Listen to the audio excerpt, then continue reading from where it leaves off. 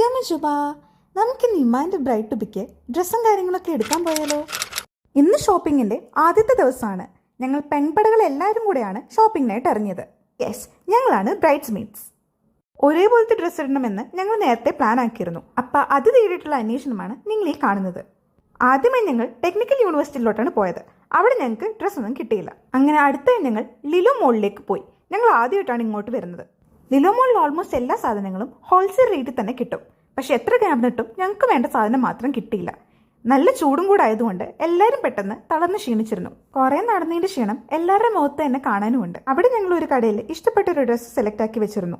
വേറെ കടകളിലും കൂടെ നോക്കിയിട്ട് തിരിച്ചു വന്ന് എടുക്കാം എന്നാണ് പറഞ്ഞിരുന്നത്. അപ്പോഴേക്ക് ആ കട അടയ്ക്കാനായിരുന്നു.